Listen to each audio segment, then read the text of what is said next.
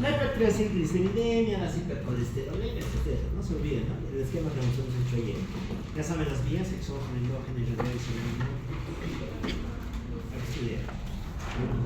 Venga de la ronda. Sí o sí va, sí o sí a alguien le va a tocar, ¿no? Como vemos a una de las vías. O todo, porque 3 vías. Vamos a ver las vías de memoria. Muy bien. Nos hemos quedado en esto. Alteraciones tisulares del metabolismo de los lípidos. Bueno, ya hemos visto lo que le pasa de manera laboratorial, ¿no? De manera analítica. Ahora vamos a ver lo que pasa a nivel tisular, a nivel histológico. Bueno, a nivel tisular, pues tendríamos distintos tipos de alteraciones del metabolismo. Aquí juega la aterosclerosis y la estetosis hepática. Es la forma más frecuente y más habitual, ¿no? Yo creo que ya entendemos por qué. ¿Qué es la aterosclerosis?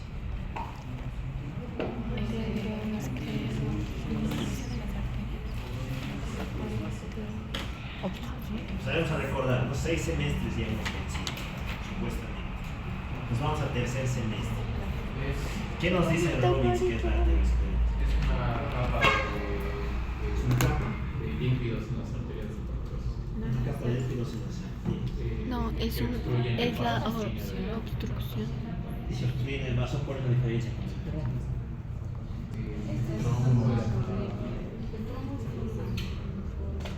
El trombo también puede tener unos componentes lipídicos, ¿no? Ahí aparece la arteriosclerosis.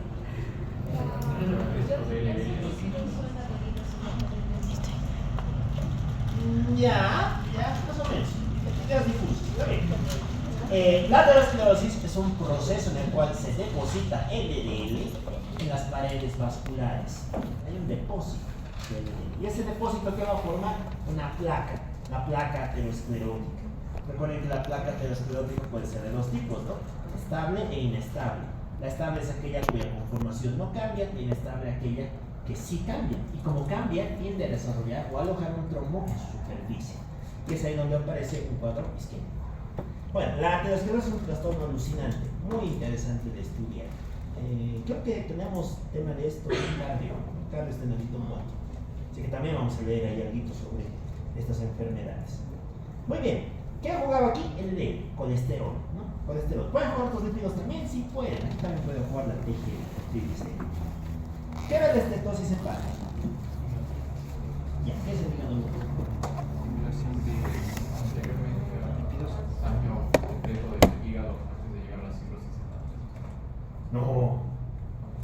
Acumulación de lípidos puede producir cirrosis, pero puede producir cirrosis, pero no necesariamente es una causa que sí o sí tiene que estar antes. ¿Qué es estetosis? Primero necesitamos la palabra. ¿Qué era la estetosis, muchachos? Nos vamos a anatomía patológica, porque es un término histopatológico. El famoso cambio graso. ¿Qué es la estetosis? El depósito de triglicéridos en un tejido. La estetosis hepática va a ser el depósito de triglicéridos en el hígado. ¿Ya?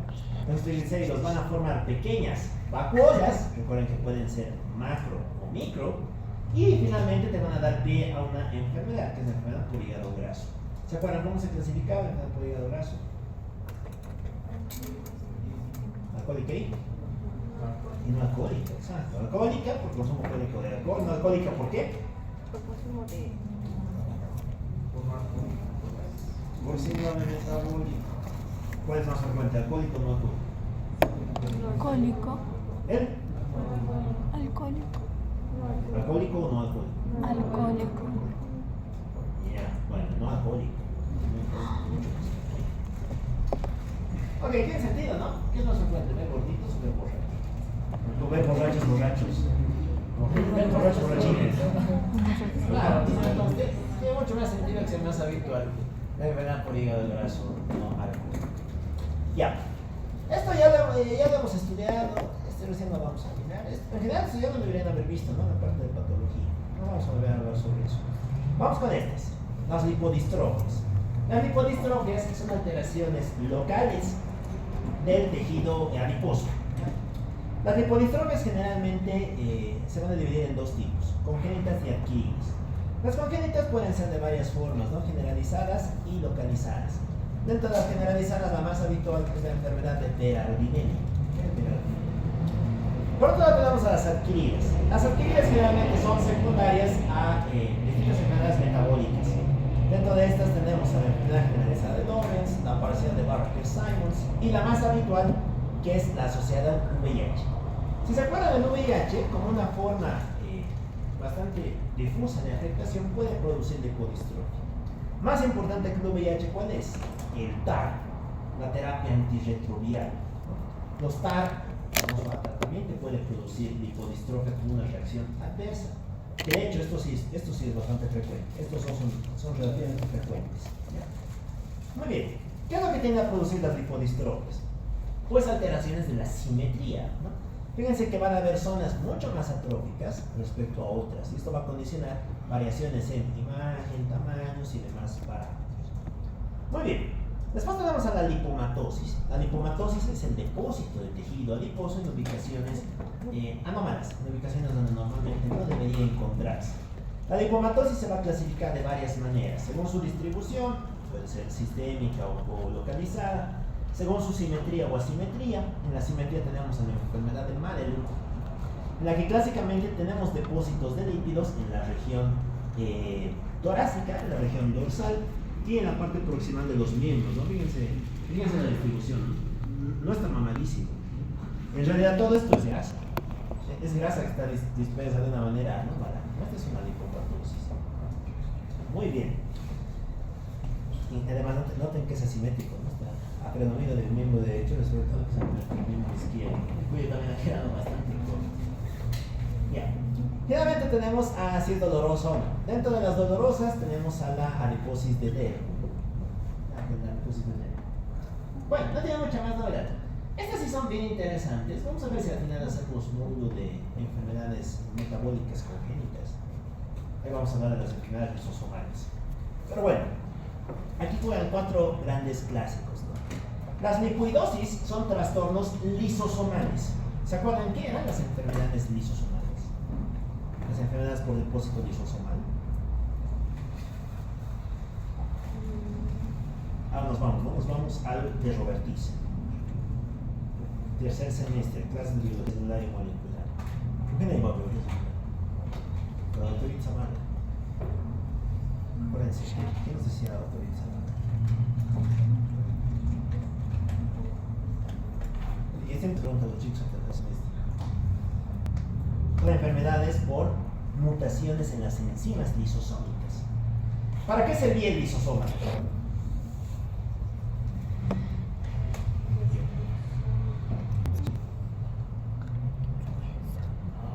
Para degradación de sustancias. Es el aparato digestivo intracelular. Si es que tus enzimas no funcionan bien, pues ¿qué va a pasar con todo lo que comas? Que se va a acumular. Y como se acumula, tienes una enfermedad por depósito lisosomal. ¿Ya? Estas son enfermedades, muchas de ellas autosómico-dominantes, otras autosómico-recesivas, que van a afectar una gran cantidad de trastornos, una gran cantidad de metabolitos. Aquí se afectan desde los glúcidos, terminando en las proteínas. En el contexto de los lípidos se conocen como las lipoidosis. Son varias, vamos a hablar de las más importantes. La primera es la enfermedad de Niemann-Pick. En el Niemann-Pick tienes un depósito de colesterol. ¿Por qué? Porque se afecta el metabolismo de una enzima. ¿Se acuerdan cuál era? Ahora nos vamos a dejar. La esfingomelinasa. Y eso te va a producir depósitos de colesterol. ¿Dónde? En tejidos blandos, sobre todo hígado bajo, por lo tanto cursos con hepatosplenomegalia. Se afecta la médula ósea, por lo tanto vas a tener anemia, una anemia regenerativa. Y finalmente se va a depositar en el sistema nervioso central. ¿Y eso qué te va a producir? Retraso mental, convulsiones y finalmente la muerte. ¿Recuerden cuántos tipos de Niemann-Pick hay? Hay 3 tipos, ¿no? Tipo 1, tipo 2 y tipo 3. ¿Cuál es el mortal? ¿Cuál es el que te mata antes de los 5 años de vida? Volvemos a dejar. Bueno, metemos al Robinson. Ese también es el Robinson. El tipo 1. No es el más severo. ¿Ya? Muy bien. Los otros son formas intermedias. Tienes un déficit parcial de las enzimas. Bueno, y actualmente todos se tratan con enzimas recombinantes, ¿no? Si te falta eso, pues te lo ponemos. El tratamiento es recontra caro. Si es que no lo tienes, pues se la manejo sin problema. Muy bien. El Gaucher. ¿Qué es el Gaucher?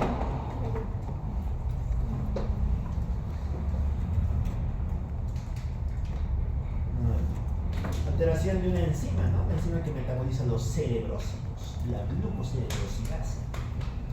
¿Qué es lo que nos va a producir el Gaucher? Una clínica bastante similar. Tenemos tendencia a el depósito de, en este caso, elementos grasos en hígado, en vaso y en médula ósea.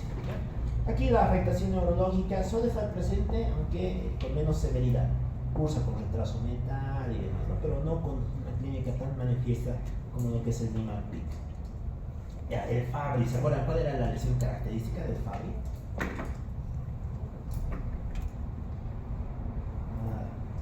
Los angioqueratomas. La enfermedad de Fabry se va a caracterizar por tener anemia, por infiltración de médula ósea, alteraciones cutáneas, aquí tienes a los angioqueratomas como su manifestación más clásica, y tienes trastornos del movimiento, ya por afectación del sistema nervioso central. Muy bien, y finalmente la leucodistrofia metacromática. Esta no creo que la hayan escuchado. Bueno, está en el Robbins, pero esto se mide en cuarto semestre. Aquí tienes una alteración para el metabolismo de los sulfítidos. Y como no puedes metabolizarlos, pues acumulas derivados del azufre. ¿De qué color creen que es el azufre? ¿Cuándo se ve el azufre?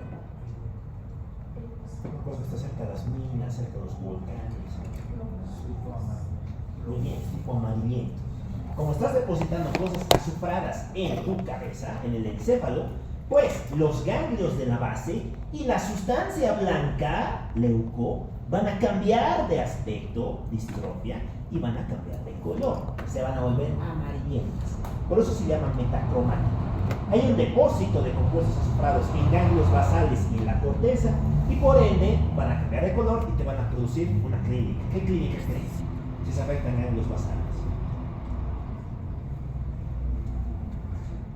¿Para qué servían los ganglios basales? Ahora volvemos a fisiología y anatomía 2.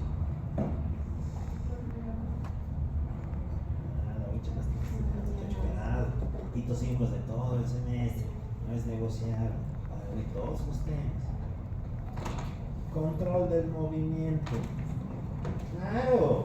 ¿Qué es lo que hacía el putamen, el globo pálido, el caudado, el locus niger, el subtálamo?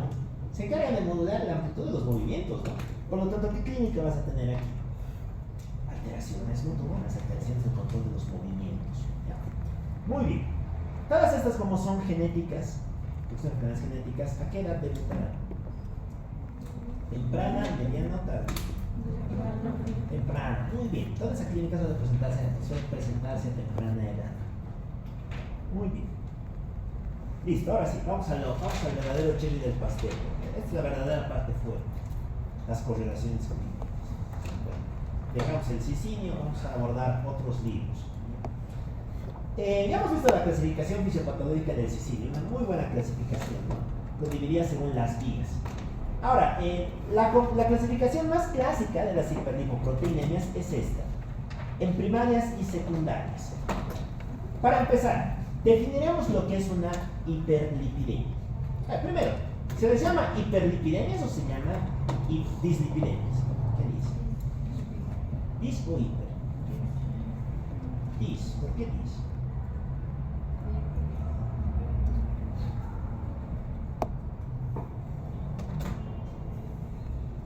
Estoy de acuerdo, ¿por qué dice?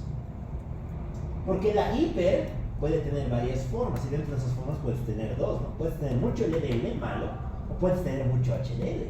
Las dos se llamarían hiperlipidemias. Por eso lo adecuado en términos semánticos se le llamaría dislipidemias. Con dislipidemia tú dices tengo mucho LDL, mucho triglicérido y poco HDL. Es una manera mucho más simplificada de referirse a estos trastornos. ¿Cómo definimos una dislipidemia? Por dos criterios. LDL arriba de 200 miligramos de decilitro, triglicéridos arriba de 200 miligramos de decilitro, o ambos, cualquiera de los dos. A partir de ahí es donde empiezas a esbozar estos trastornos. Ahora bien, ¿cómo medías esos elementos? ¿Se acuerdan? ¿Cómo se medía el LDL y la TGL?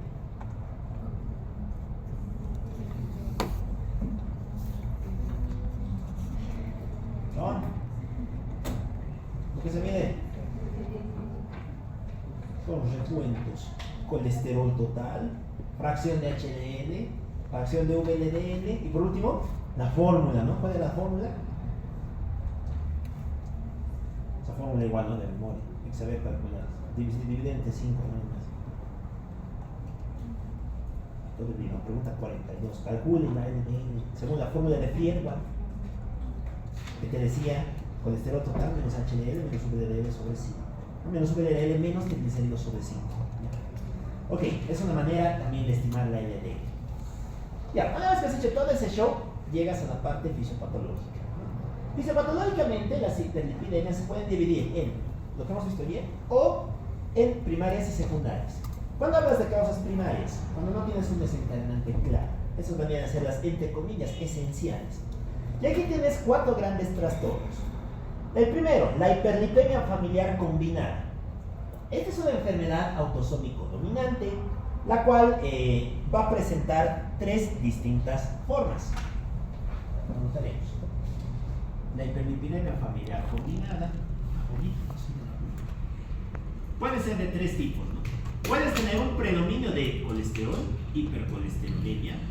Puedes tener un predominio de hipertrigliceridemia, o puedes tener una forma mixta, tener los dos altos. La hiperlipidemia familiar combinada es un trastorno autosómico dominante, cuya causa no está todo esclarecida, pero sí termina en esto, en que se debe uno, el otro o ambos. Muy bien, la hiperlipidemia familiar combinada clínicamente va a cursar con un conjunto de manifestaciones, ¿no? Para empezar, ¿qué es lo que tendrías? Tendrás mayor riesgo de aterosclerosis. Sí, ¿no? Todo esto finalmente va en un sentido, aterosclerosis, eso es lo que nos interesa. ¿Por qué? ¿Cuál creen que es la principal causa de morbilidad, morbimortalidad a nivel mundial? ¿Será el infarto? ¿Será el ictus? ¿Será el cáncer? ¿Serán los accidentes de tráfico? ¿El infarto? No. Los accidentes, ¿no?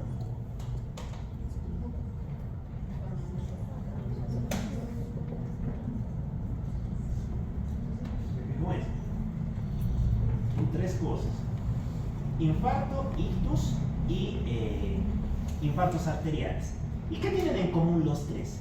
Los 3 salen de esta enfermedad, aterosclerosis. La primera causa de mortalidad en el mundo occidental actualmente es esta. Aquí es donde está la raíz de muchos males. Males que si no te matan, te obligan a amputar algo, a cortar algo, porque sea necrosado. Por eso es que esta patología es crucial. Esta tienen que entenderla muy bien desde todas sus aristas. Muy bien. ¿Qué otra cosa más tendrías? Aumenta el riesgo de aterosclerosis, por lo tanto, aumenta el riesgo de eventos cardiovasculares, ¿no? Es decir, ictus, infartos y trombosis arterial. ¿En quiénes? En gente joven. ¿Y quién es gente joven? Gente de 30 a 40 años. Tener alguna de esas cosas a los 30 a 40 años nunca es normal. Nunca es normal. Siempre hay que buscar alguna causa. Un infarto, por ejemplo, en un joven de 20, ¿qué pensaría? Tenía una placa y esa placa ha reventado y le ha producido el infarto, el síndrome coronario agudo. Generalmente no. Recuerden que esta patología de gente de mucha mayor edad. Por ejemplo, en los jóvenes una causa bastante importante son las drogas, por efecto vasoactivo, ¿no? Juegan cocaína y demás cosas. Y también juegan estos trastornos, enfermedades genéticas. Ya, ¿qué otra cosa más vas a tener? Vas a tener santelasmas, alteraciones cutáneas, ¿no? Santelasmas. ¿Qué más? ¿Podrías tener genotoxón? Sí, ¿no? Genotoxón. Ya. ¿Qué más? Bueno, poco más, ¿no? En general tendrías eso. En el diagnóstico, ¿qué es lo que vas a medir? Pues cuál está elevado, ¿no? Puedes tener elevado este, puedes tener elevado este, puedes tener elevados los dos, ¿ya? Y necesario, sí o sí, para el diagnóstico es tener antecedente familiar.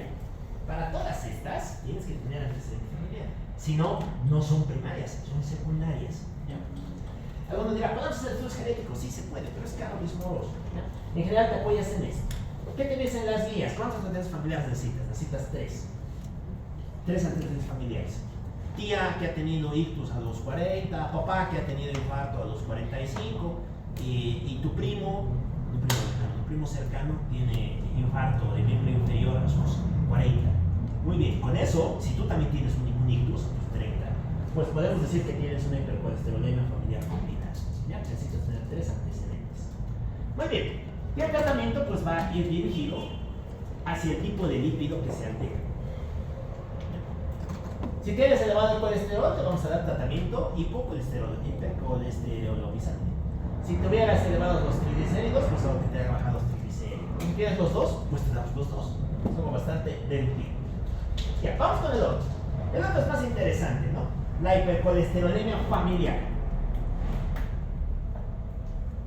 Este es el segundo en frecuencia, el más frecuente es este. Este es el segundo en frecuencia, pero es el más severo, ¿ya? Como habíamos visto ya, la hipercolesterolemia familiar se debe a una mutación. ¿Se acuerdan dónde? Vamos a ver el problema aquí. En el receptor de la LDL. Como no tienes receptor de la LDL, ¿vas a poder captar LDL? No. Y si no la captas, LDL en tu sangre, toda LDL en tu sangre, si no se capta por el tejido, ¿quién lo captaba? El macrófago. Y cuando el macrófago come esas cosas, se convierte en célula espumosa y eso te produce aterosclerosis. ¿Ya? Muy bien. Esta se va a dividir en dos tipos. Vale, ya lo hemos visto, ¿no? Es autosómico dominante y autosómico recesivo. También se divide en homocigota y heterocigota. Si es que eres homocigota para la mutación o si es que eres heterocigota para la mutación. Ya. Si es que fueras heterocigota para la mutación, ¿qué es lo que vas a tener? Vas a tener un aumento del riesgo cardiovascular por aterosclerosis, ¿no? Con algo muy similar.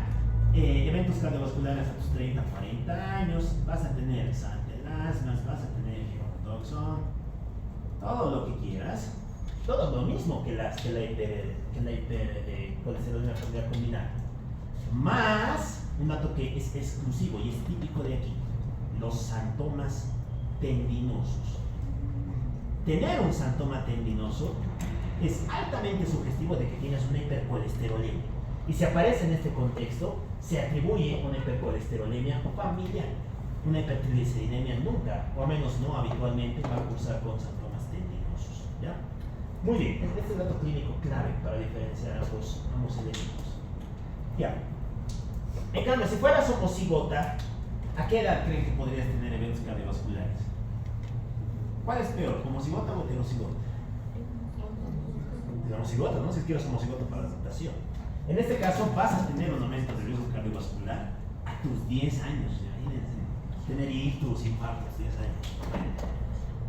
Se acelera mucho el momento en el cual debutan estos cuadros. Y todo lo demás es lo mismo. Santelasmas, girotoxón, santomas tendinosos. Ten en cuenta que la edad es la que varía. Muy bien. ¿Qué necesitas para el diagnóstico? Para el diagnóstico necesitas, como siempre, una clínica, una analítica y antecedente familiar. En este caso solo te vamos a pedir un antecedente familiar y que tiene que ser de primer grado.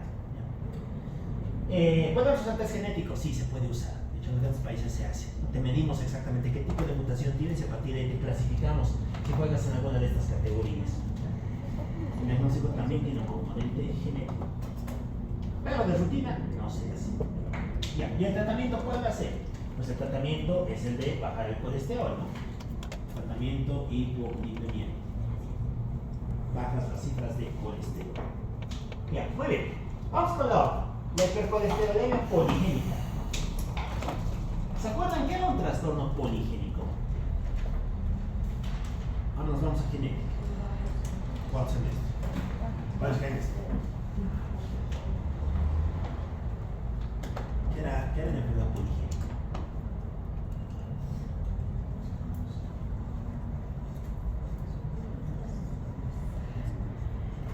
¿Cómo es genética? Es un trastorno en el que tienes una base genética, pero también una base ambiental. En las enfermedades poligénicas no te determina exactamente la genética, sino también tienes un componente de tu medio ambiente. ¿Ya? Respecto al número de genes, sí, suelen ser muchos genes, pero bueno, aquí la palabra mágica es que también juega el ambiente. ¿Ya?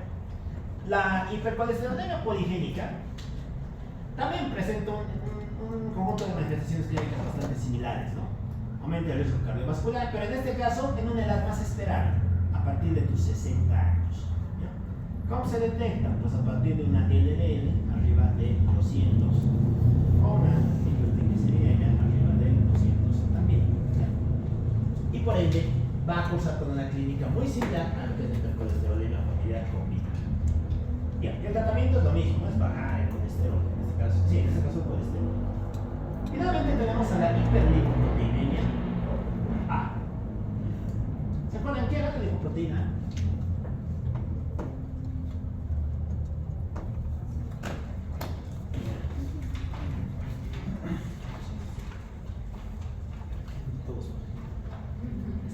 Vamos a pensar aquí, ¿qué era la lipoproteína? Una lipoproteína proaterogénica, pero también protrombótica. Esta no solamente te crea placas, también te crea coágulos, porque inhibe al activador del plasminógeno. Bueno, el chiste de este es que te va a producir también un riesgo cardiovascular bastante elevado a partir de edades jóvenes, ¿no? Hablaríamos del rango entre los 20 y los 30 años. Muy bien. Y no se olviden que también es un factor crítico para hablar de aterosclerosis en edades tempranas. Bien. Todas estas suelen tener unas causas genéticas, suelen tener causas familiares, que en algunos casos están conocidas y en otros casos no. Las secundarias, por su parte, van a ser secundarias a trastornos sistémicos. ¿Ya? De aquí las podríamos dividir en tres: hipercolesterolemias, hipertrigliceridemias e hipertrigliceridemias mixtas. ¿Ya? ¿Qué vamos a tener en una hipercolesterolemia? Pues elevación del colesterol. ¿En qué procesos sistémicos tendríamos el colesterol elevado? Primero, el hipotiroidismo. ¿Se acuerdan por qué? El hipotiroidismo produce Con la disminución de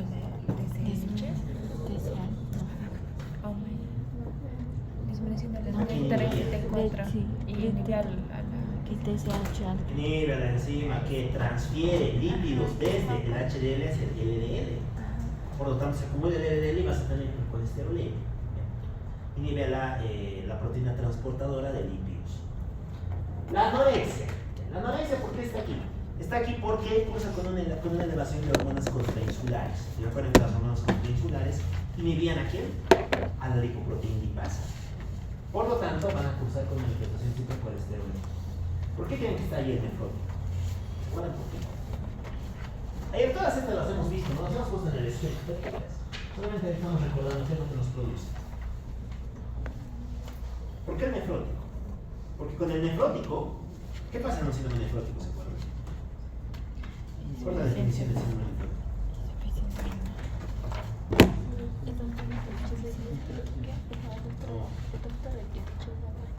Edemas, proteinuria, albuminuria arriba de 3. Tienes que perder proteínas en tu orina y no suele haber hipertensión, ¿no? Las lipoproteínas se podrán perder en un síndrome nefrótico. Sí, pues así como pierdes albúmina y demás cosas, también pierdes lipoproteínas. Y si las pierdes, ¿qué hace el hígado para compensar? Aumenta el número de lipoproteínas que produce. Y eso te produce un aumento total de las cifras circulantes de estos componentes. Ya, es bien interesante la colestasis. La hipercolesterolemia asociada a la colestasis suele presentarse en el contexto de una enfermedad que cursaba con anticuerpos antimitocondriales positivos, los AMAs, es autoinmunitaria, más frecuente en las mujeres, y que tiende a producir afectación de vías de pequeño calibre y de gran calibre. ¿Se acuerdan de qué enfermedad estamos hablando?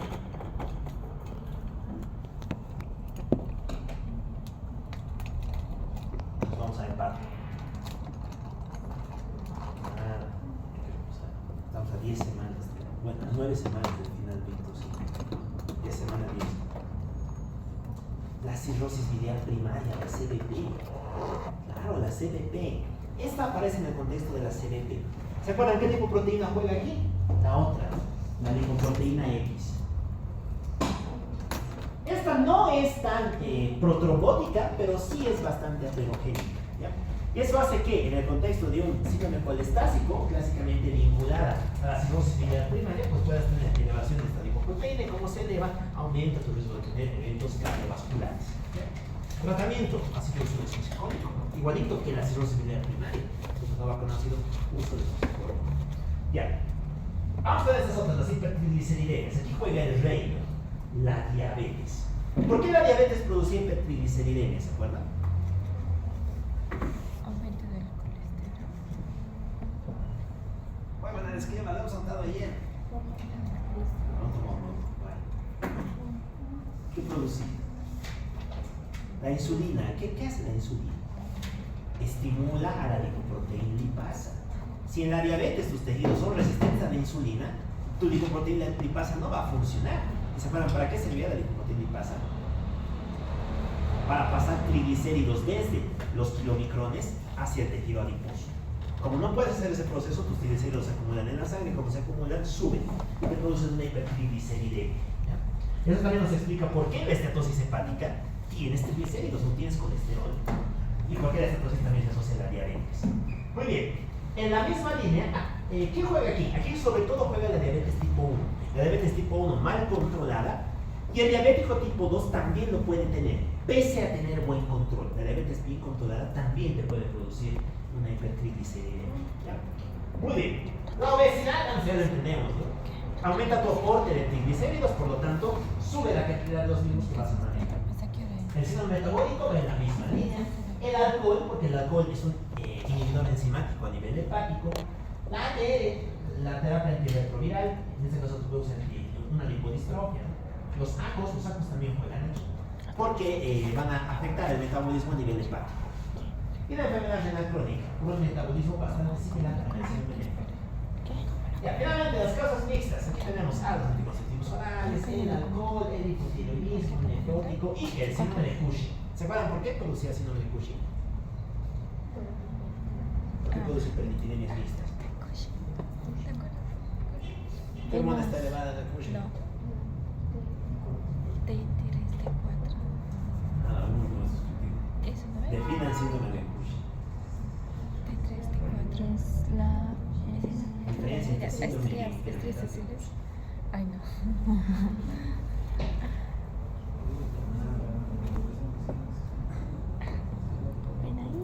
Estrías El azuladas. conjunto de manifestaciones clínicas secundarias a hipercortisolemia. Hipercortisolemia. Eso te produce el fenotipo cushingoide, ¿no? Si tienes elevada la hormona tiroidea, ¿qué fenotipo tenías? ¿Cuál era? Ojos saltones. Claro, un fenotipo de Graves. Es diferente, una cosa es Cushing, otra cosa es Graves. Ya, ¿por qué? Porque recuerden que el Cushing es una hormona contrainsular y como es contrainsular, inhibe a la lipoproteína lipasa. Es lo mismo que no tener insulina. Muy bien. Ya, estas son las causas. Es básicamente lo que hemos contado ayer en el esquema, pero ahora puesto de manera literal. Si se van a los grandes libros de fisiopatología, van a encontrar esta clasificación. Pero a mí particularmente me gusta más la del Sicilia, me parece más lógica. Tienes en tu cabeza están las vías y a partir de ahí sacas las alteraciones. Ya, muy bien. Volvemos a lo mismo. Hay que buscar las vías. Ahora bien, todo esto, si se dan cuenta, ¿qué nos produce? Nos produce santelasmas, santomas, el gerontoxon. ¿Alguien se morirá por eso? ¿Alguien podría morir por un santoma tendinoso en el tendón de Aquiles? No, difícil, muy difícil. En general, por esto no mueres. Por la clínica como tal, no mueres. ¿Qué sí es lo que te mata? Ictus, exacto. Esto, riesgo cardiovascular. Y como sabemos eso, las grandes guías de práctica han elaborado una escala, un sistema de estadificación.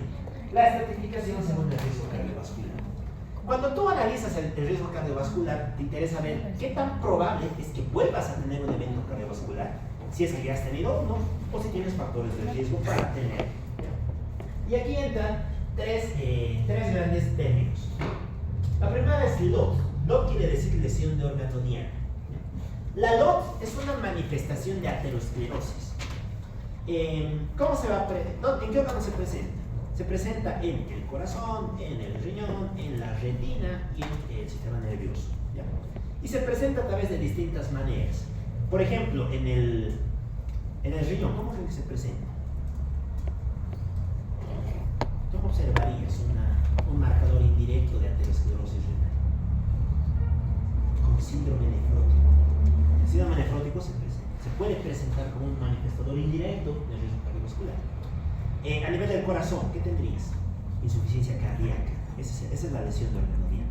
A nivel del globo ocular, de la retina, ¿qué tendrías? Pues, ¿qué podrías tener en la retina?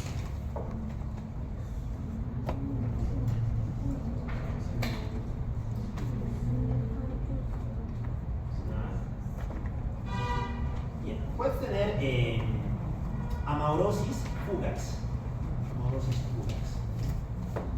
Pérdida transitoria de la visión. No la pierdes solamente, pero la pierdes de manera transitoria. Muy bien. El otro término es EVS. EVS quiere decir lesión subendotelial, un marcador de lesión subendotelial. Es otra manera de decir indirectamente que tienes placas de aterosclerosis, te pueden producir infarto en algún momento, pero todavía no lo han hecho. Pero como las tienes que estar precavido. Aquí entran cosas que son mucho más diagnósticas. Por ejemplo, la identificación de una placa de ateroma por ecografía, el grosor de la arteria carótida respecto a una relación internacional.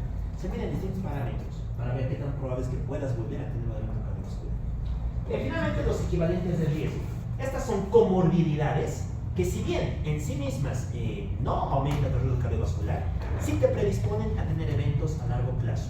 ¿Quiénes juegan ahí? Ahí juega la diabetes, juega la obesidad, juegan otros trastornos metabólicos y demás. Muy bien, al final, ¿qué es lo que haces? Lo que haces es analizar lo que tiene tu paciente, el laboratorio, más esto. Tienes que ver qué otras cosas más tiene. Y todo eso lo pones en una escala que se llama scoring. Bueno, el score es una escala gigante, ¿no? Si tienes que memorizar eso. Hay calculadores que te sacan el score. Ya. El chiste del scoring, exacto. Igual que scoring. Bien. El chiste del scoring es que te va a permitir estadificar los riesgos. ¿Ya? Fíjense que hay 4 grandes categorías de riesgos: riesgo bajo, moderado, alto riesgo y muy alto riesgo. Aquí es donde entraríamos a 2 grandes maneras de estudiar esto. Clásicamente, las guías de práctica eran LDL céntricas, así se llamaban.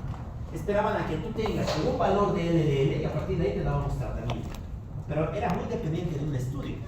Actualmente las guías te animan a que seas más paciente céntrico, que te enfoques en lo que tiene el paciente, su clínica, y que indistintamente del valor de su LDL tú asumas una medida terapéutica. Muy bien. Si tienes un score del 1%, entonces el riesgo bajo, del 1 al 5% entonces el riesgo moderado, y por encima de eso ya los de alto riesgo. Aquí ya has tenido algún evento cardiovascular menor, y aquí has tenido algún evento cardiovascular mayor. Aquí has tenido ictus, has tenido un infarto, te han amputado una pierna, aquí tienes diabetes, tienes síndrome nefrótico y demás. Entonces, de manera que depende mucho del contexto clínico del paciente. ¿Ya? Y si juntamos todo ello, tenemos una categoría. Poniendo al paciente en una de estas categorías, le podemos dar un tratamiento. ¿Ya? Y aquí siente el valor del LDL. Te pones a medir qué tanta LDL tienes. Bueno, eso simplemente para que lo entiendan. Supongo que lo van a mirar más a fondo en cardio. Pero es básicamente cómo se manejan las dislipidemias. Una vez que has puesto a tu paciente en una de estas categorías, pues determinas el tratamiento que vas a dar. ¿Ya? Y ahí es donde pasamos al tratamiento hipolipemiante. Bueno, los tratamientos hipolipemiantes van a depender de una serie de fármacos que inhiben las vías de metabolismo, o bien del colesterol o bien de los triglicéridos. ¿Ya? Bueno, y aquí tenemos a los fármacos que más o menos habíamos descrito ayer. ¿Se acuerdan cuál es el principal elemento terapéutico en el manejo de las dislipidemias? Las estatinas, muy bien. Principal herramienta. ¿Se acuerdan qué eran las estatinas? ¿Cómo actuaban? Farmacodinámica.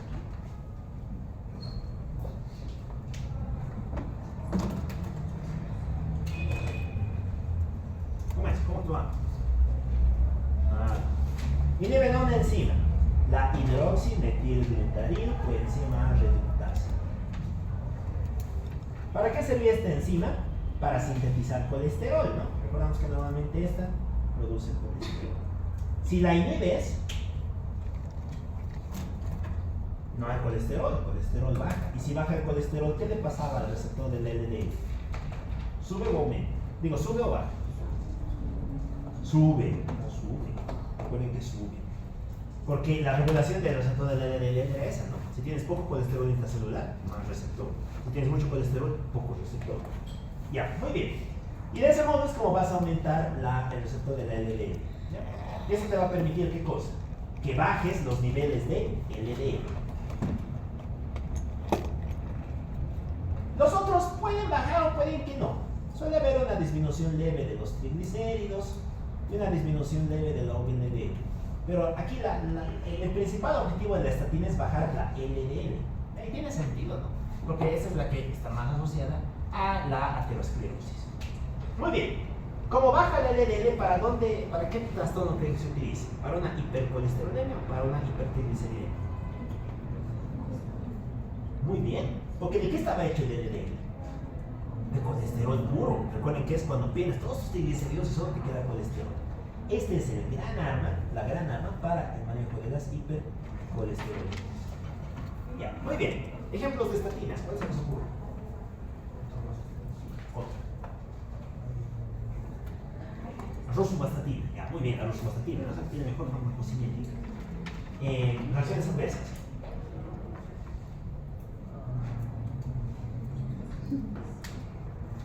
Pero siempre hay que tenerlo en cuenta. ¿Qué se pide antes de iniciar una estatina?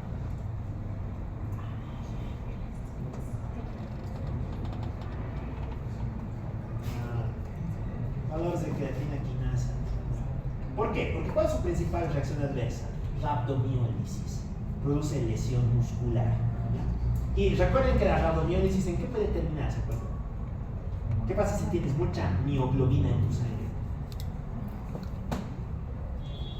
El órgano sufre. Ya, muy bien, ¿qué le pasa a la riñón? ¿Qué le produce? Va a comenzar a ver una orina de color negra. Negra, no. Anaranjada. Ya, pero ¿qué le produce el riñón? Muy bien. Va a ver Biosis. Colonia, ¿no? No. Colonia.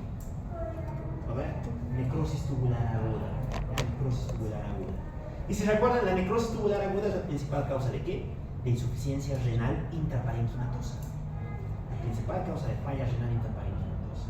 Bueno, recuerden que la falla renal se divide en prerenal, renal y parenquimatosa. La principal causa dentro del segundo grupo es esta. Ya, muy bien, es peligrosa por eso. Ya, vamos con la otra. El otro se llama ezetimibe. ¿Qué hacía el ezetimibe? Este tiene un canal, ¿no? Los Niemann-Pick Channel 1 de tipo 1. ¿Para qué servían los canales de Niemann-Pick? Para transportar colesterol. Y si bloqueas este canal, pues no hay colesterol. Si no hay colesterol, ¿quién baja? La LDL, ¿no? Baja la LDL. Muy bien.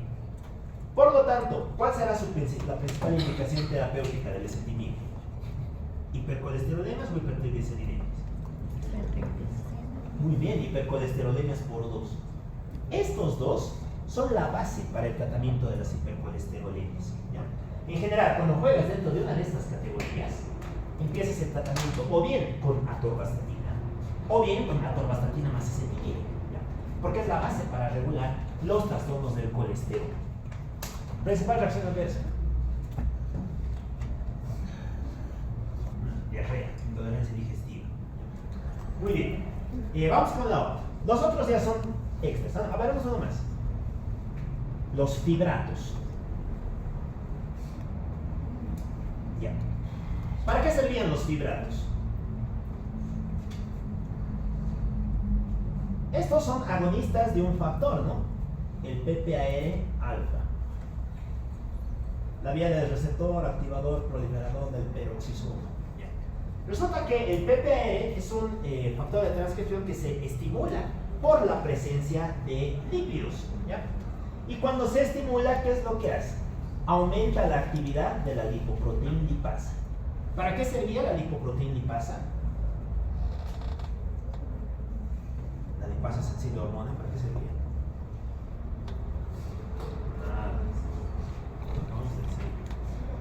hidroliza triglicéridos, metaboliza triglicéridos. Y si metaboliza triglicéridos, ¿cuál será la principal fracción que disminuye cuando consumes un fibrato? Pues los triglicéridos. Bajan los triglicéridos. Baja en algo el LDL y baja en algo el LDL. Pero sobre todo, esto se usa para tratar cosas de los triglicéridos. Por lo tanto, ¿en qué trastorno se utilizará? ¿En las hipercolesterolemias o en las hipertrigliceridemias? Exacto, en las hipertrigliceridemias. Muy bien. Esa cuenta que son cosas bien dirigidas, cosas bastante directas, completamente al punto. ¿Ya? Muy bien. Después ya tenemos a los otros, los extras. Bueno, aquí anotaremos algo que habíamos dicho ayer, ¿no? El anti-PCSK9. ¿Se acuerdan para qué servía PCSK9?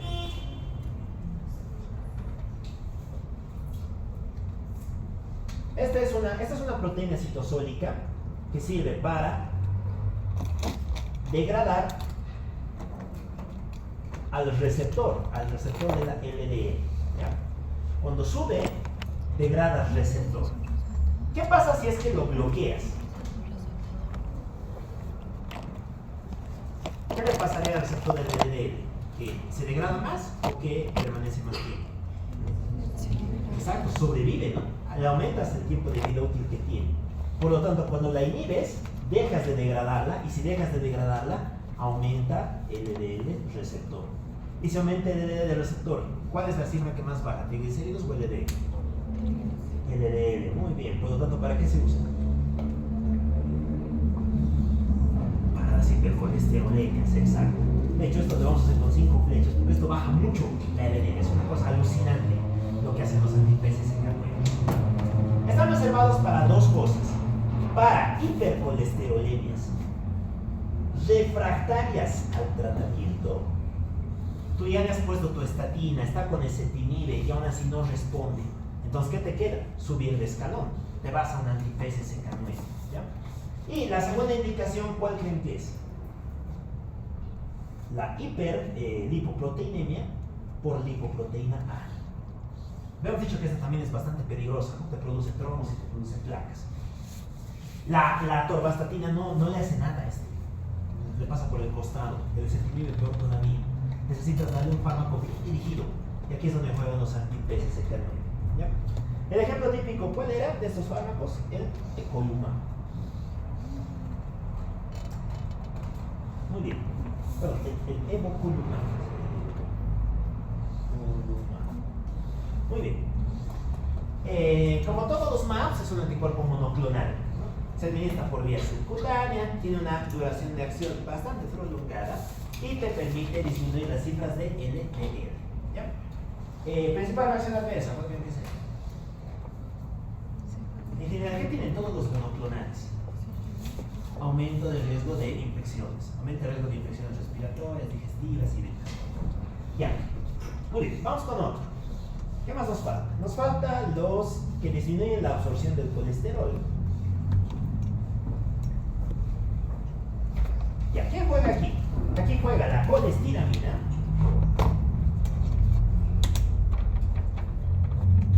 y el colestipol. Ya, como nombre indica, ¿no? Son compuestos que llegan al tubo digestivo, se unen al colesterol y evitan que se absorban. Por lo tanto, si disminuye su absorción, va a disminuir su aporte hacia las lipoproteínas y eso va a hacer que bajen LDLs y que bajen VLDLs. Pero sobre todo van a bajar las LDLs. ¿Esto en qué trastorno nos interesaría? ¿En hipercolesterolemias o hipertrigliceridemias? Hipercolesterolemias, muy bien. Pero resulta que esta cosa es bastante pobre. Tiene un efecto hipocolesterolizante bajo. Tiene una baja potencia. Ustedes dirán, ¿por qué está aquí? Bueno, por una razón bastante importante. Porque este se usa en dos contextos. Se usa en embarazadas o en gente que ha tenido reacciones adversas a las estatinas. Si se acuerdan, las estatinas son teratogénicos, ¿no? Entonces no puedes dar si tienes una mujer embarazada. Además, recuerden que el embarazo es una situación protrombótica. Entonces, si además tienes aterosclerosis por una hiperlipoproteinemia, no te conviene dejar eso sin tratar. Aquí es donde juegan los fármacos que disminuyen la dosis de colesterol, cuando los otros están contraindicados. Muy bien. ¿Qué más me falta? Tendríamos a los otros. Los otros de los otros. Bueno, aquí vamos a poner a dos cosas que se utilizan, pero hasta por ahí. El primero es el ácido bempedoico. Bien, el ácido bempedoico es un muy buen fármaco. Este lo que hace es inhibir a la citratoliasa. ¿Y se acuerdan para qué servía la citratoliasa? ¿O en qué vía juega la citratoliasa? En la vía de síntesis de los lípidos. Este juega en la síntesis del colesterol. De hecho, está antes del hidroximetilglutaricoenzima reductasa. ¿Ya? Por lo tanto, disminuye la síntesis del colesterol y por lo tanto disminuye las cifras de LDL. ¿Ya? Bueno, está ahí. Es un elemento de refuerzo. El día que lo necesitas, pues lo usas, ¿no? Como terapia de soporte. De hecho, este alrededor podría jugar aquí arriba. Podría jugar dentro de como 6 en realidad. ¿Ya? Muy bien. Y dentro de estos otros, ahora sí ponemos un otro. Juega alguien que es bien interesante, el ácido nicotínico. Ya se me escucha hablar de este fármaco. El ácido nicotínico hace una cosa bien interesante. Se creía que aumentaba el HDL. Cuando se ha descubierto, la gente se ha puesto a pensar, oye, ¿por qué tenemos que necesariamente bajar el LDL? ¿Por qué no podemos subir el HDL? Y ahí es donde ha aparecido el ácido nicotínico. ¿Cuál es el problema? Que actualmente está en duda si cumple o no cumple y que tiene mucha reacción adversa. Tiene una tolerancia extremamente marcada y demás. Entonces eso condiciona que su uso esté bastante restringido. Finalmente tendríamos a las medidas más naturales, digamos, ¿no? Los ácidos grasos saturados. Aquí es donde jugaría el omega 3, el omega 6 y demás. ¿Ya? No están aquí porque sean malos, sino porque no son juegos farmacológicos. Pero de ser buenos son bastante buenos. Contribuyen a disminuir las cifras de LDL. Y de ese modo también tienen cierto efecto anti-aterogénico. Muy bien, todas estas las herramientas que tenemos para trabajar. Y en general, como podrán deducir, pues nos apoyamos siempre en dos cosas. Si tienes hipercolesterolemia, estatinas más acetilina. Fallas a esto, ¿cuál sería tu plan B? Anti-PCSK9. Si tienes hipertrigliceridemias, pues solamente juegas con fibratos. Si falla el fibrato, ¿qué haces? Pues le asocias una estatina. Una estatina. Muy bien. Es así como básicamente se manejan estas enfermedades. Estatinas, si falla, pues hipertrigliceridemias con fibratos. Lógicamente todo esto tiene que estar apoyado más un gran conjunto de medidas que van a ser el tratamiento no farmacológico. ¿Qué medidas no farmacológicas creen que son importantes para un paciente con dislipidemia? La dieta, muy bien. Hay que corregir la dieta. Dieta más saludable, rica en ácidos grasos saturados y demás. ¿Qué otra cosa más? Hacemos que pierda peso. Claro. Ejercicio. Cardio, dice ya, bueno, cardio. Lo que quieres, cardio. Puedes hacer lo que humanamente quieres. Tienes que ejercitarte. Ya, ¿qué más? Hay una cosa aquí que también es crucial y que muchas veces pasamos por alto. Decirle, oye, tienes mucho riesgo de tener trombos. Quítate un factor de riesgo que es terrible porque te produce disfunción endotelial. Claro, hay que dejar el hábito tabaco. Tomar. Bueno, alguien se ha enojado ahí. Fumar es terrible, muchachos, no lo hagan. No, jamás. O es el tabaco o es esto, ¿no? En general, hay que ser las menos, entre comillas, severas los fumar, por lo menos, o sea, lo que se ha visto en los estudios, te alarga tu expectativa de vida 2 a 3 años. De quitar ese tipo de hábitos cuando piensas en enfermedades. Por eso fumar no es bueno. Ya. De hecho, para el manejo de una hipertrigliceridemia, lo más importante es esto. La hipertrigliceridemia se podría controlar solamente con esto. Y si fallan estas cosas, recién asocias el fibrato. En el contexto de la hipercolesterolemia, no. Ahí sí o sí necesitas asociar un fármaco, que generalmente es un Ya, muy bien. Ahora eso creo que hemos entendido de una manera bastante dimensionada el tema de las lipidemias, ¿no? Tiene una importancia que tiene. Mire, la obesidad es la gran pandemia que es decir, hay que saber entender y manejar esta cosa. Esto no te mata, pero sí hace que te den cosas que te van a matar. Y si no te van a matar, te van a dejar secuelas. Muy bien. Ahora sí, hemos terminado con el tema de los lípidos, ¿no? El verdadero tema interesante de este video. Vamos a pasar con las proteínas, que son temas mucho más sencillos. Ya verán. Bueno, voy a volver a sentarme. Vamos a hablar de las proteínas. ¿De qué estaban hechas las proteínas? De aminoácidos, muy bien. ¿Qué era un aminoácido? Un conjunto de proteínas. No. De amino. No, De amino. ¿Estamos hablando de aminoácido? Conjunto de aminos. Aminos. Era un grupo amino y un ácido. Claro, en esencia sí, pues, ¿no? De hecho, si se acuerdan, el aminoácido tiene esta estructura, ¿no? Un anillo, un átomo de carbono central. Aquí tienes un grupo amino y aquí un ácido. De la clasificación de los fármacos antitusivos. Por arriba un hidrógeno y abajo un grupo funcional L. El grupo L es el que le va a determinar la función al aminoácido. Ya. Las proteínas según distintas escalas se pueden clasificar de muchas y diversas maneras. Según su estructura, tenemos proteínas simples y complejas. Proteína simple es aquella que cuando se degrada solo produce aminoácidos. Proteína compleja es aquella que cuando se degrada te produce aminoácidos más otra cosa. Aminoácidos más lipoproteínas, más glúcidos, más lípidos, etc. Por su aspecto tridimensional, aquí tienes dos, ¿no? Las proteínas fibrilares y las proteínas globulares. ¿Se acuerdan cuáles son las fibrilares?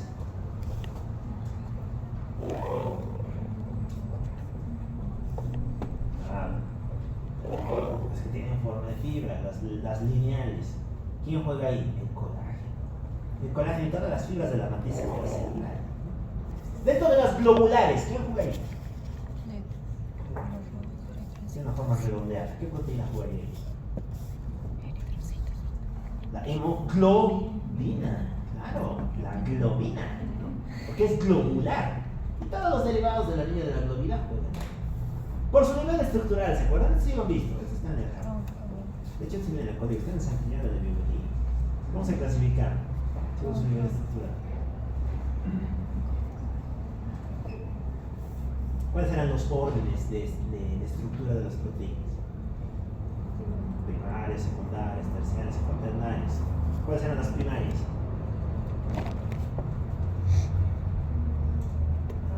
Una cadena lineal de aminoácidos. La secundaria, la cadena se pliega, ¿no? Y puedes tener dos órdenes. Puedes tener la famosa hoja beta, la hoja beta plegada, o la hélice alfa. La terciaria, cuando juntas los dos, ¿no? Tienes betas más alfas. Y la cuaternaria, cuando juntas dos proteínas con estructura terciaria. Son los grandes niveles estructurales que tienen las proteínas. Ya, muy bien, los aminoácidos, decimos algo de su estructura, hablamos de su clasificación, ahorita que esté del cisinio, no lo vamos a mencionar, ¿no? Simplemente vamos a recordar que los aminoácidos se dividen según su pH, bueno, según el pH al cual se divisan en tres, ¿no? Neutros, ácidos y básicos. A su vez, los neutros, según su grupo L, se van a dividir en alifáticos, los aromáticos, azufrados y los hidroxilados. Fíjense que cada uno tiene una función muy particular. Esas funciones van a ser importantes para entender algunas de sus enfermedades. Cuando esto se altera aparecen las aminoacidopatías. Enfermedades que también son genéticas, bastante interesante de analizar, bastante infrecuentes también, pero son una manera muy interesante de cómo se metabolizan los aminoácidos. Ya, ¿dónde se producen aminoácidos? Hay dos grandes fuentes, ¿no? ¿Cuáles son? Una, el ribosoma, la célula. En este caso se le va a llamar aminoácido no esencial, y el otro, la dieta. Ahí es donde están los aminoácidos esenciales, ¿no? Los que tú no puedes sintetizar. Cuando juntas los dos, vas a crear una proteína. Las proteínas, ¿dónde se producían? ¿En qué órgano? Hígado. En el hígado, muy bien, a nivel del red del hepatocito. Se van a producir, se van a liberar al plasma y finalmente se van a degradar. ¿Cómo se degradaban? Por medio de las proteasas. Ya. Ahora bien, recordamos que el catabolismo de los aminoácidos va a incluir tres distintas vías, ¿no? La primera vía corresponde a la transaminación. ¿Se acuerdan qué era la transaminación?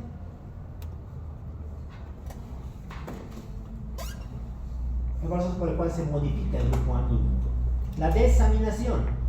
Le vas a quitar el grupo amino. ¿Y para qué le quitas el grupo amino? Para crear, por un lado, amino que va a pasar al ciclo de la urea, y por otro lado un esqueleto carbonatado, que va a pasar al ciclo de Krebs. Así es como básicamente se degradan todos los aminoácidos, ¿no? ¿Se acuerdan del ciclo de la urea? ¿Se acuerdan cómo se juega? Es importante, ¿no? Aquí juega la vía de la ornitina y la vía de la citrulina. También enfermedades asociadas a el ciclo de la urea. ¿Ya? Muy bien. Tiene también metabolismo extrahepático, ¿no? Aquí es donde juega el músculo y el tejido. El músculo, básicamente. ¿Qué funciones tiene una proteína? Es estructural, te da soporte, enzimática, son hormonas, otros son señalizadores, estabilizadores y demás. Ya, muy bien. ¿Cómo se exploran las proteínas?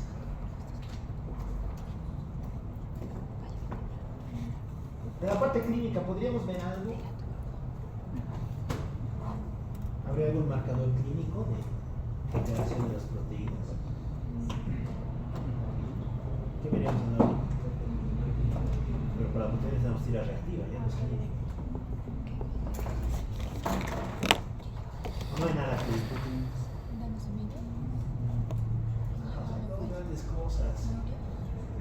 La primera, masa muscular. Claro. La atrofia y la disminución de la masa se asocia a una disminución del compartimiento somático, ¿no? ¿Dónde teníamos eso? En las enfermedades con estados de hipermetabolismo, ¿no? Las inflamaciones crónicas, la sepsis, el paciente séptico y demás. ¿Ya? ¿Cuál podría ser un segundo marcador? El edema. ¿Por qué el edema? Porque acumula proteína en la masa de las proteínas. No sé. Esas proteínas se acumulan. Claro, disminuye la presión oncótica. ¿En qué trastorno podríamos ver eso? Claro, en el Kwashiorkor, ¿no? En el Kwashiorkor, exacto. Alteración del compartimiento intravascular. Recuerden que desde el punto de vista metabólico las proteínas pueden ser somáticas e intravasculares, ¿no? Sus dos grandes manifestaciones clínicas son eso. ¿Cómo se medía masa muscular? Con índice, ¿no? El índice compara el diámetro del brazo, ¿no? Y el compartimiento visceral se mide a través del grado de edema que tienes. Ya, muy bien. Fuera de eso tenemos todo esto. Entonces, bastante finas. Medidas que se pueden tomar en la sangre. Bueno, la primera, ¿podemos medir las proteínas? Sí, ¿no? ¿Cuánto es lo normal de proteínas en sangre? Valor normal. Pueden ir, pregunta 26. Interprete el siguiente proteinograma. Va a haber un valor. Si no saben lo normal, no lo van a saber interpretar. Esto es lo normal. Siguiente semestre, con más calma. 2025. Con más tiempo. Vamos a leer el básico. 7 gramos. 7 gramos. De media 7. Este entre 6 y 8, 19. ¿No? 7 gramos, muy bien. ¿Cuánto es lo normal de albúmina?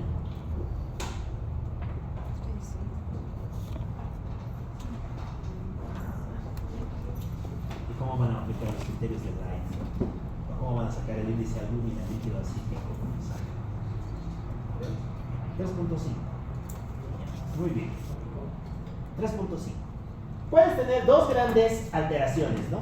Hiperproteinemia e hipoproteinemia. Bueno, la hiperproteinemia, ¿en qué condición se encontraría? Aquí aparecen ciertos trastornos metabólicos, ¿no? Los que tienden a producir muchas más proteínas de lo habitual. La hipoproteinemia es más frecuente. ¿Quién juega aquí? Aquí juega el paciente cirrótico, la falla hepática crónica, juega el nefrótico, juega la malnutrición, principal causa de hipoproteinemia en el mundo mundial, y juegan los errores congénitos del metabolismo. Ya, después tenemos esto, ¿no? ¿Se acuerdan qué es esto? Sacamos sangre, lo ponemos en una placa, le ponemos 2 electrodos, corriente eléctrica, y se separan las cosas según su carga y según su peso. Y nos van a crear unas curvas. ¿Qué se llama esto? Ya, ¿por qué se llama el estudio? Está bien, es un proteinograma. ¿Pero qué se llama el estudio? Electroforesis. Exacto. Esta es la famosa electroforesis de proteínas. ¿Ya? Fíjense que la electroforesis, lo que hace es justamente eso, ¿no? Ponerle un campo eléctrico, cosas que sean negativas se van a este lado, cosas que sean positivas se van a este lado, y ahí te van a crear curvas. Hay 5 grandes curvas, ¿ya? La primera corresponde a la albúmina, siempre va a ser el pico más alto, ¿por qué? Porque es la principal proteína del plasma. Muy bien, segundas curvas corresponden a las globulinas. Aquí tendrías la primera para la alfa 1 globulina, la segunda para la alfa 2 globulina, la tercera para la beta globulina y la última para las gamma globulinas. De ahí también salen estos nombres, ¿no? ¿Se acuerdan qué eran las gamma globulinas?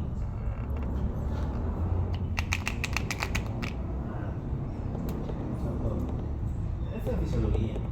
Son las inmunoglobulinas. Las alfas y las beta, ¿para qué servían? Son transportadores. Aquí juega la transportadora de hormona tiroidea, juega la transtiretina, etc. Ya. ¿Puedes tener alteraciones? Sí, lo vamos a ver en un momento.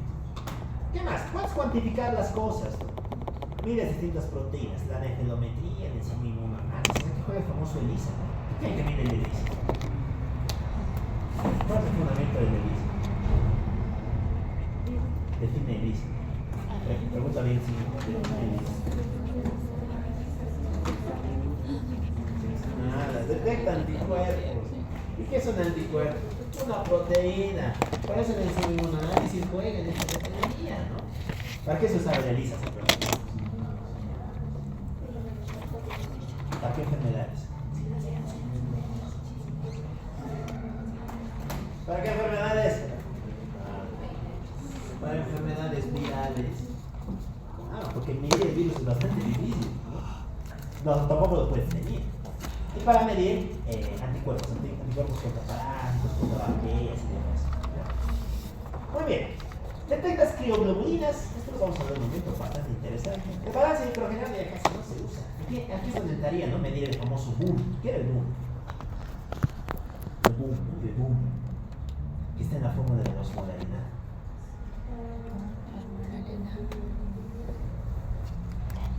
Era el boom. ¿Se acuerdan la fórmula de la osmolaridad? Pregunta 52, ¿no? Calcule la osmolaridad del siguiente paciente. 10 estudios.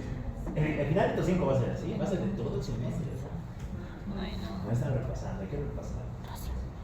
El boom es el nitrógeno glicosérico. Claro, el famoso NUS. Es parte del balance nitrogenado que tiene el cuerpo. Ya, y los estudios del metabolismo, no nos interesa. Vamos con el cherry del pastel. Las proteínas. Aminoacidopatías. ¿Esas qué van a hacer? Enfermedades de los aminoácidos. ¿Sabían que existían? No, obvio, para eso. Sabemos que los aminoácidos también son cosas vivas, por lo tanto también pueden tener problemas. Pueden ser de dos tipos, las alteraciones del metabolismo intermediario y las alteraciones del ciclo de la urea. Dentro del metabolismo intermediario tenemos 4 grandes categorías. Primero, alteraciones de los aminoácidos ramificados. ¿Cuáles son los ramificados? ¿Puedo borrar la pizarra? Ya, muy bien. Aquí juega la valina, la leucina, la isoleucina y demás.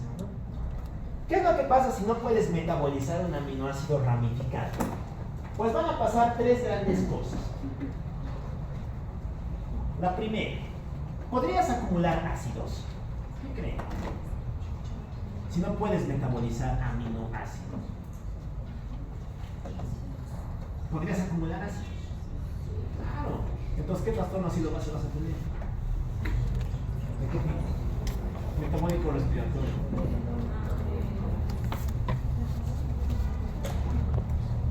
¿Cómo es? Metabólica, muy bien. Acidosis metabólica. Ya, muy bien. ¿Qué otra cosa más? Recordamos que la valina servía para la vía de la gluconeogénesis. ¿Qué era la gluconeogénesis?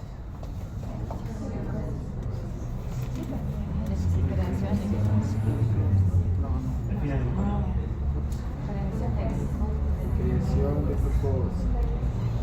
Nada. La producción de glucosa a partir de cualquier compuesto que no sea un carbohidrato. Usas ácido graso o usas aminoácido para producir una glucosa, ¿no? Muy bien. Se altera la valina, pues no tienes alteraciones de la gluconeogénesis. Ya. Y lo segundo, que es lo más característico, ¿no? Estos aminoácidos cuando se acumulan van a tender a depositarse en el plasma. Y como se depositan en el plasma, llegan al riñón. ¿Los aminoácidos se filtraban en el riñón? ¿Sí o no? Sí. ¿Cómo es? ¿Sí o no?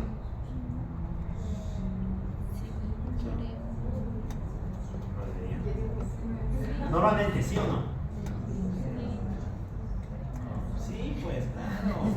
Se filtran. Solo que se reabsorben en el túbulo contornado proximal, ¿no? Y vuelven a jugar o ATPs, OVPs, etc. ¿no? Ya. Entonces, vas a tener unos aminoácidos bastante interesantes en tu orina. Y eso va a hacer que la orina cambie de color. Bueno, cambie de color. Y cambie de aspecto. Aquí es donde aparecen los famosos olores de las orinas, ¿no? Orina en jarabe de arce, ¿se acuerdan de qué era? Eso está en el jarabe.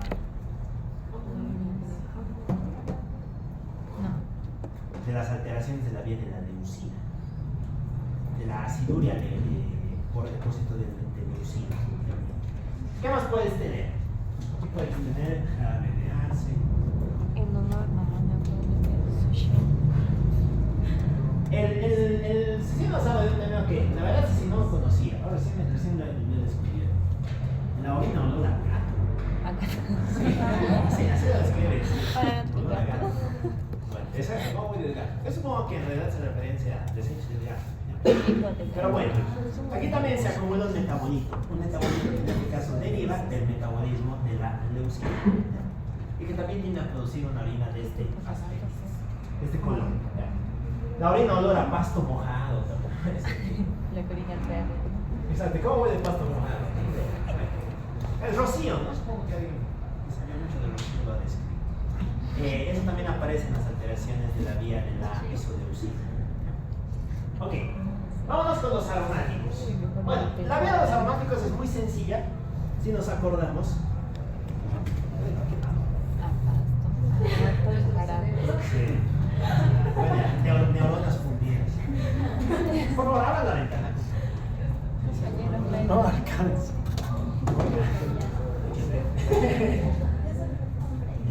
Bueno, vía de los aminoácidos aromáticos. Resulta que, silencio, para la producción de estas cosas necesitas varios puntos intermedios, ¿no? Intermediarios metabólicos. Todo comienza con la fenilalanina. Recuerden que la fenilalanina, por medio de una enzima que es la fenilalanina hidroxilasa, se convierte en tirosina, ¿no? Cuando esta enzima no funciona adecuadamente, muy bien. Cuando esta enzima no funciona adecuadamente, vas a tener un trastorno, la fenilcetonuria. La fenilcetonuria es una enfermedad relativamente frecuente. De hecho, está en el screening neonatal. No sé si lo han visto, pero cuando alguien nace, bueno, al menos en los diversos países, ¿no? Te agarran, el segundo pinchazo que te hacen, ¿no? El primero es aquí, para la cabeza aquí, y el segundo es aquí, para sacar tu muestra del talón. ¿Y por qué te sacamos muestra del talón? ¿Qué no te sacar? Enfermedades. Muy enfermizas. ¿Y qué quedan? ¿Qué enfermedades? Tóxicas.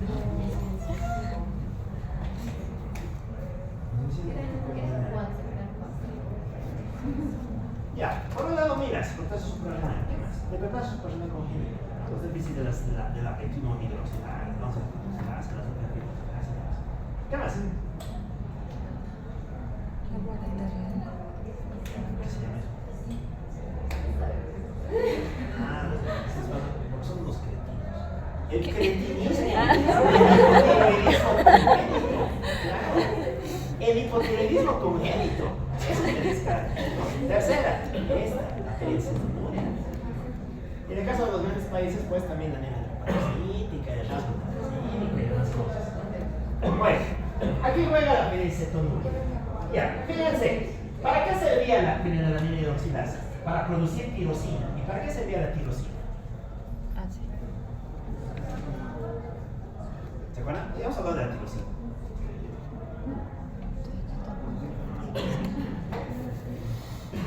Se convierte en melanina de la piel y se convierte en catecolaminas. Por lo tanto, si no puedes producir tirosina, ¿qué alteraciones químicas tendrías? No hay melanina, por lo tanto, palidez, ¿no? Hipopigmentación cutánea. Segunda alteración, no hay catecolaminas. Si no hay catecolaminas, no va a haber un buen desarrollo del sistema nervioso central. Eso te va a producir retraso mental y convulsiones. La NSS9 se caracteriza por esas dos grandes marcas: manifestaciones cutáneas y manifestaciones neurológicas. Ya. La tirosinosis es una alteración del metabolismo de la tirosina. Fíjense que esta se convierte en ácido paraidosifilipídico, que es finalmente un ácido homogentísico. Hay dos grandes formas de tirosinosis: la forma clásica, en la que está alterada la para-hidroxipirupírico oxidasa, y vas a tener alteraciones, sobre todo renales. Aquí aparece un síndrome, ¿no? El síndrome de Fanconi. ¿Se acuerdan qué era el síndrome de Fanconi? ¿Qué es eso? Fisiología renal. Es la acidosis tubular renal de tipo 1. Una causa renal de acidosis metabólica. ¿Se acuerdan cómo se clasificaba acidosis tubular renal? ¿Qué es eso? Bueno, eso significa equilibrio ácido base. Muy bien. Hay que repasar. Son 4 grandes familias, ¿no? Grupo 1, grupo 2, grupo 3, grupo 4. Ya, el grupo 4 está asociado a la diabetes, las demás son congénitas. Yo veo lo mismo. Y también tienes falla hepática. En la segunda forma vas a tener una alteración de la tirosina aminotransferasa, y esa sí suele cursar con clínica neurológica. Finalmente tienes a la captonuria. Fíjense que el ácido homogentísico se convierte en ácido acético y fumarate, y lo hace por medio de la homogentísico oxidasa. Cuando esta enzima falla, vas a acumular ácido homogentísico y eso te va a producir alcaptonuria. ¿Qué me caracteriza la alcaptonuria? Aquí sí juega lo que decía hace un momento: orina negra, orina oscura. No es colurio. Colurio es por depósito de bilirrubina, es una orina negruzca. ¿Ya? Sí. ¿Qué otra cosa más? Vas a depositar cosas negras, porque el ácido homogentísico es negro. ¿Dónde? En la piel, hiperpigmentación, y en las articulaciones. Aquí aparece un fenómeno que es bien interesante, que tal vez lo han leído en algún libro, ¿no? La oocronosis. La oocronosis. La pigmentación articular de color negruzco asociado a artropatía. Vas a tener dolor articular de ritmo mecánico y demás. Muy bien. De aquí la más importante es la apenencia. Todo eso sí o sí hay que conocer la vida. Los aminoácidos azufrados, aquí juega la homocistinuria, ¿no? Se acumula la homocisteína. ¿Se acuerdan para qué servía la homocisteína?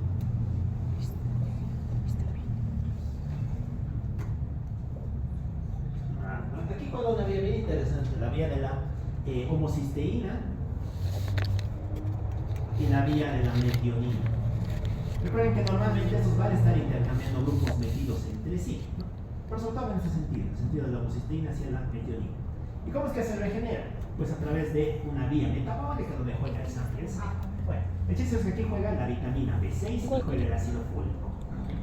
Que no calculo bien. Esto tendría que ir más. Para las anemias megaloblásticas por déficit de vitamina B y por déficit de ácido fólico. Muy bien. ¿Qué es lo que pasa en la homocistinuria? Pues que esta homocisteína no puede convertirse en cistationina. Por déficit de una enzima que es la beta-cistationina sintetasa, y por lo tanto vas a tener acumulación de homocisteína. La homocisteína se filtra en la orina, te va a producir cambios en el color de la misma y te va a producir cuadros neurológicos. Lo mismo, cefalea, retraso mental y demás cosas. Finalmente, por depósito de aminoácidos básicos de histidinemia. Vamos a hablar de esta como ejemplo representativo. Aquí se va a acumular la histidina. ¿Se acuerdan para qué servía la histidina?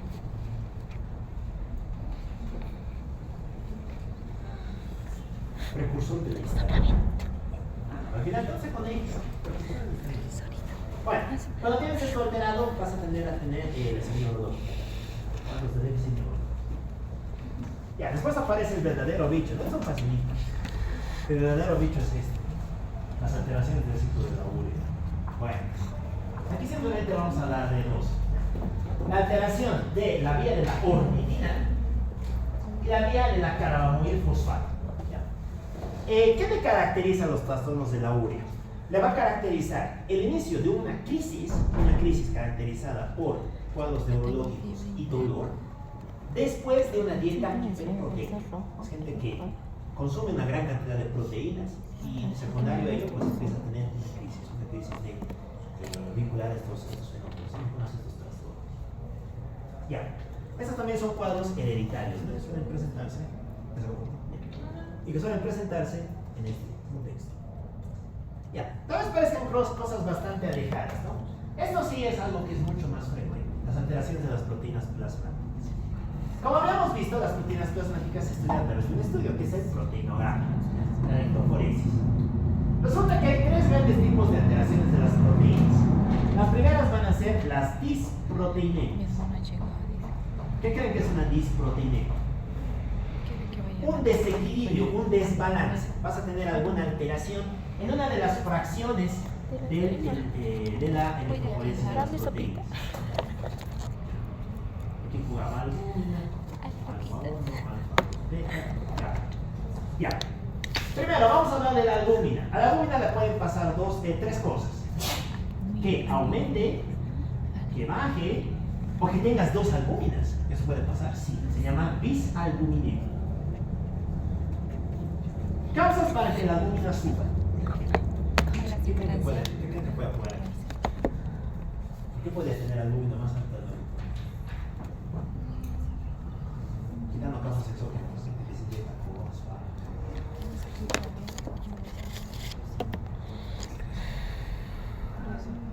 ¿Cómo se mide la albúmina? Por una relación entre soluto y solvente. Si no subes soluto, ¿qué es lo que te queda? Bajar solvente. Esto aparece en la hemoconcentración. La hemoconcentración. Eso es básicamente cuando pierdes puro plasma, puro líquido. Y como pierdes puro líquido y no solutos, pues los solutos suben, aumenta su concentración. Tendría que ser un aumento artificial de las cifras de albúmina. Ya, ¿por qué puede disminuir? Esto es más lógico, ¿no? Una de dos, porque tengas una menor producción. ¿Y por qué puedes producir menos? Primero, porque no comes, y como no comes, no tienes por qué producir cosas. Aquí juega la malnutrición proteica. O porque la fábrica no está funcionando. ¿Cuál era la fábrica del gluten? El hígado. Aquí juega la insuficiencia hepática crónica. Ya, la otra, que aumente su excreción. Produces toda la albúmina que normalmente necesitas, pero vas a producir más de la habitual. Vas a excretar más de la habitual. ¿Qué enfermedades jugarían aquí? ¿Quién juega? ¿Insuficiencia? Arterial, no. Renal. El nefrótico, exacto. El síndrome nefrótico. Ya, muy bien. Pierdes proteínas con la orina. ¿Podrías perder proteínas por tu lado? Ya hemos hablado de orina. Por la vía digestiva se puede perder. Sí, ¿no? Las gastroenteropatías. Proteinorreicas. ¿Qué enfermedad jugaba aquí? ¿Se acuerdan? Ya hemos hablado de una enfermedad. Estómago con aspecto cerebriforme. Causa de gastritis más hipoalbuminemia. La enfermedad de Menetrier. Aquí es donde juega el Menetrier, la gastropatía hiperplásica. Muy bien. Y las pérdidas por vía digestiva, ¿no? La mala absorción intestinal. Ya, ¿qué es la bisalbuminemia? Cuando tienes dos albúminas. Esto puede ser congénito, puede ser adquirido. ¿Por qué puede ser adquirido? Porque tienes una enfermedad autoinmune o porque tienes una enfermedad metabólica. Finalmente aparece vinculado al hipotiroidismo. Ya, vamos con los otros. La alfa 1. ¿Por qué podría estar alterada la alfa 1? Bueno, hay dos cosas aquí, ¿no? O sube o baja. ¿Por qué podría estar elevada? La alfa 1, ¿para qué servía la alfa 1 globulina? Es parte de los famosos reactantes de fase aguda. ¿Se acuerdan qué eran los reactantes de fase aguda?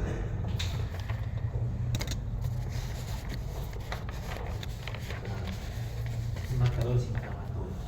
Aquí juega la proteína cerebral, juega el amiloide y demás.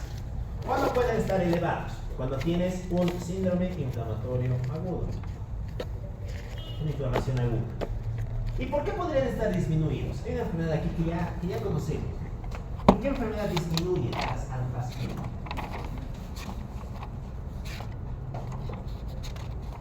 Y producía enfisema, produce cirrosis. ¿De qué enfermedad estamos hablando?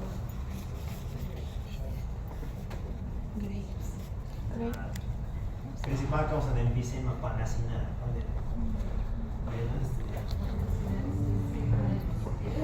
Sí podemos. ¿Cómo? La alfa-1 antitripsina. Claro. Aquí juega el déficit de alfa-1 antitripsina. Muy bien, enfermedad congénita, alteración de cromosoma 6 y demás cosas. Ya. La alfa-2 y la beta van juntitas.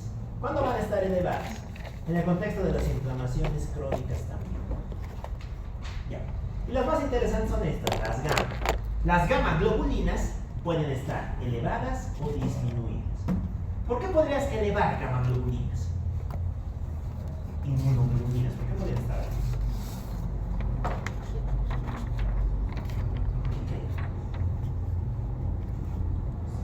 ¿Para qué sirven las inmunoglobulinas?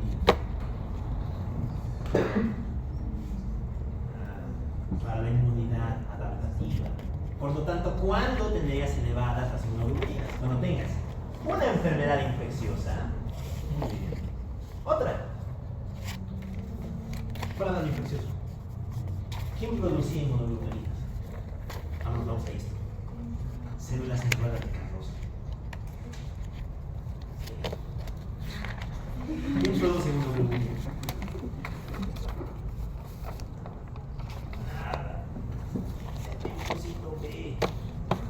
Que se convierte en plasmocito, la célula plasmática. Por lo tanto, ¿en qué otro contexto podrías tener elevación de inmunoglobulinas?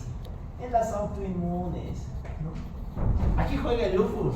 De hecho, muchas de las reacciones del lupus son inmunomediadas por anticuerpos. Si se acuerdan, el lupus es el ejemplo típico de hipersensibilidad. ¿De qué tipo? Tipo 1, tipo 2, tipo 2, tipo 4. No, de tipo 4 celular. Tipo 3, con inmunocomplejos. Bueno, y finalmente los linfomas B. Claro, si tienes un linfoma donde tus linfocitos están empezando a hacer tonteras, pues es lógico que tengas una mayor cantidad de inmunoglobulinas. ¿Por qué puedes tener bajas las inmunoglobulinas?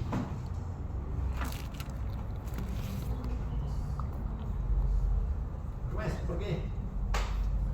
Bueno, si pueden estar altas cuando te defiendes, ¿por qué pueden estar bajas cuando no te defiendes? Aquí juegan las inmunodeficiencias. ¿Pueden mencionarme alguna inmunodeficiencia de solo inmunidad humoral?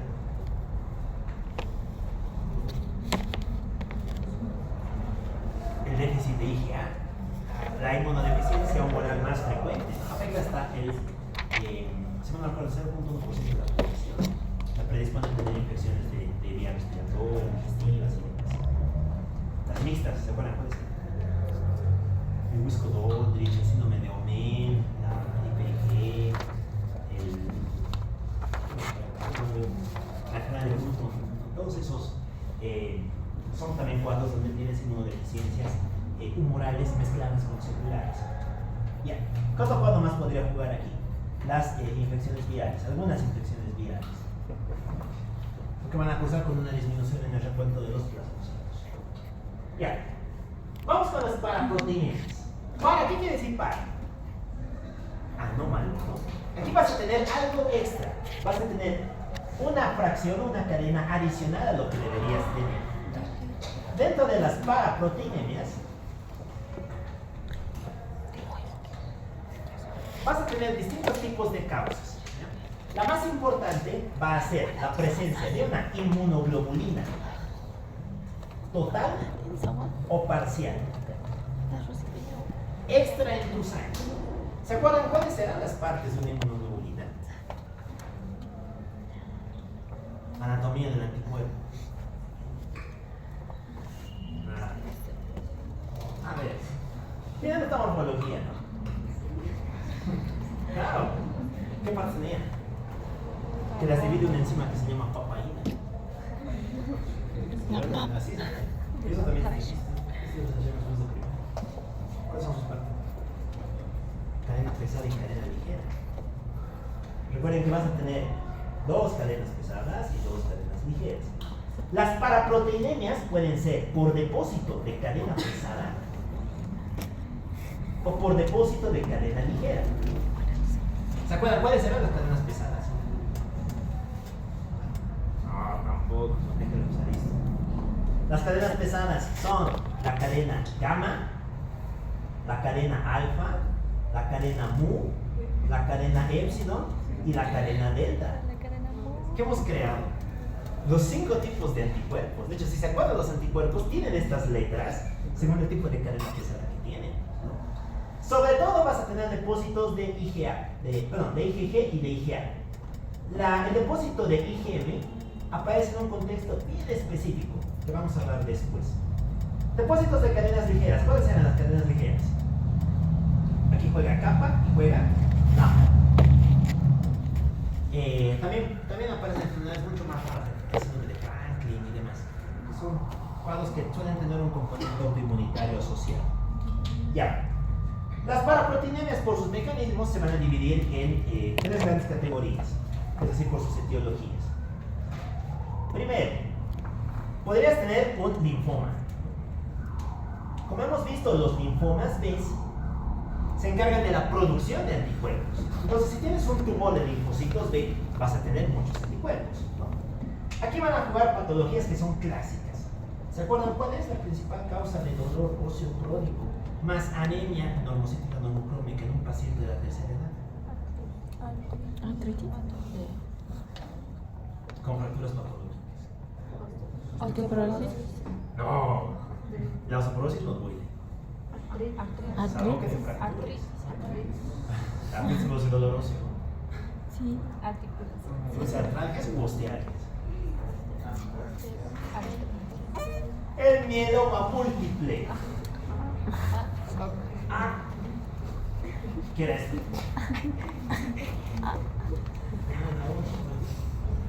Se te han repasado 6 meses, chicos, vamos a probar. El mieloma múltiple, ¿qué era? Una neoplasia de los plasmocitos. Recordamos que el plasmocito se va a desarrollar de manera anómala en los cuerpos vertebrales, en las vértebras. Y eso que te va a producir dolor lumbar crónico, fracturas e hipercalcemia, ¿no? Vamos a hablar cuando lleguemos a patología hematológica. Ya, ¿qué más? El mieloma múltiple generalmente te produce una elevación de un componente. ¿No se acuerdan cuál es? Esto sí está en el Gaito, está en el Constanzo. La proteinuria de Benz-Jones. La famosa proteína de Benz-Jones. ¿No han leído? No. Benz-Jones. La proteinuria de Benz-Jones es producir cadenas pesadas que se excretan con la orina, como se excretan en la orina, que te van a producir lesión tubular. Te producen un nefrótico y un cuadro túbulo intersticial. De hecho, ese riñón tiene nombre, ¿no? Se llama riñón del mieloma. Es una de las causas de intersticiolopatía. Ok, eso vamos a hablar cuando lleguemos a riñón. ¿Qué más juega aquí? La macroglobulinemia de Waldenström.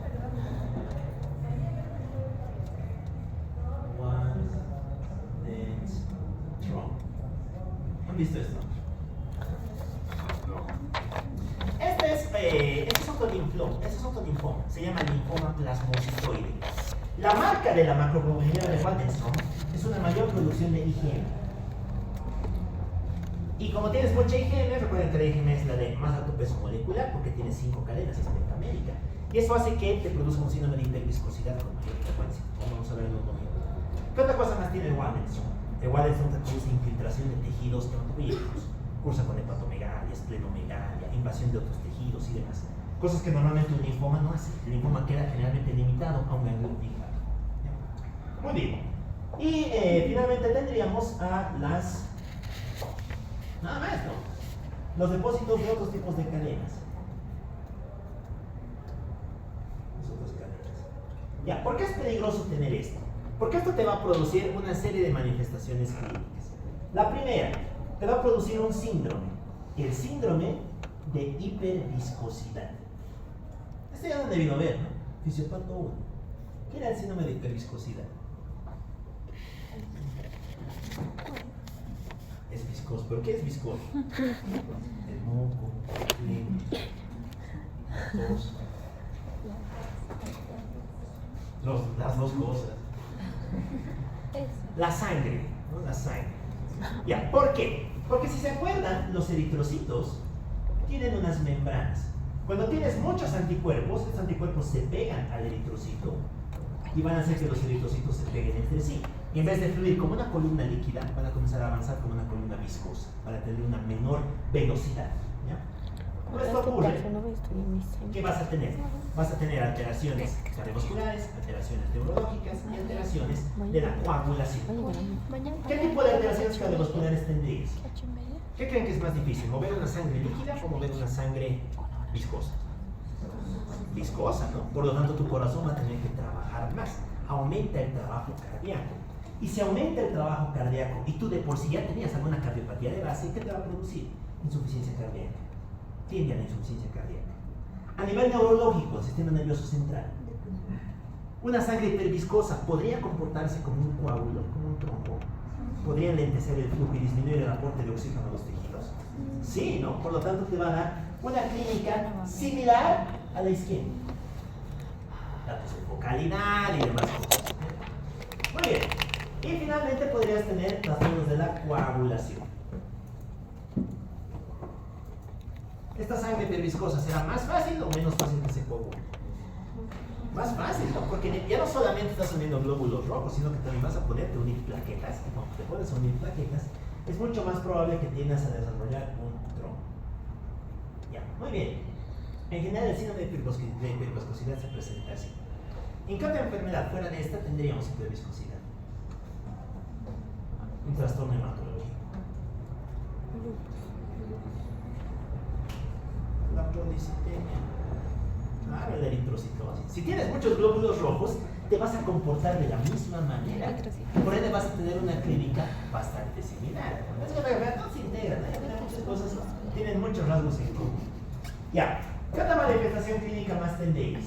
Tendrías trastornos de la bueno, ya hemos dicho, ¿no? de la coagulación. Vas a tener trombopatías funcionales por alteración en la función de la plaqueta. ¿Ya? Y finalmente podrías tener lesión renal. Como hemos dicho, aquí aparece el riñón del mieloma y demás cosas.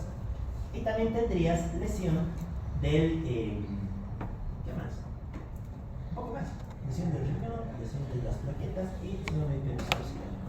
Ya, muy bien. ¿Cómo se diagnostica esto en el laboratorio? Se diagnostica con un patrón, con una famosa banda, ¿no? Recuerden que aquí puede aparecer una banda, una línea. Se conoce como la banda M. La banda M recibe esa denominación porque acumula proteínas del mieloma, proteínas de las neoplasias plasmocitoides. Fuera de esto, ¿podrías detectarlo en algún otro lado? Sí, se puede, ¿no? Por ejemplo, la proteína de Ben-Jones. Eso se podría determinar al estudiar el perfil proteico de un paciente que tenga orina con estas características. ¿Ya? ¿Y qué otras cosas más le caracterizan? Que puedes llegar a tener alteración de otros parámetros laboratoriales. Esto te puede falsear muchas cosas. Te puede falsear tiempo de protrombina, tiempo de trombocitina para ser activado, valores de glucosa, valores de lipoproteínas y demás. Te puede dar resultados analíticos diferentes. Bien, finalmente tenemos a las crioglobulinemia. ¿Qué quiere decir crio? ¿Cómo? Ya son ¿eh? Más de las 9. Uy. 9,2, cierto. Ya, muy bien. Entonces, vamos a dejar ahí. Sí, muy claro. Bien, muy bien. Lo vamos a dejar ahí, muchachos. El día sábado continuamos con las crioglobulinemia y todo lo demás, ¿no? Respecto a la ontología proteica. Muy bien. Y así, solo la hora.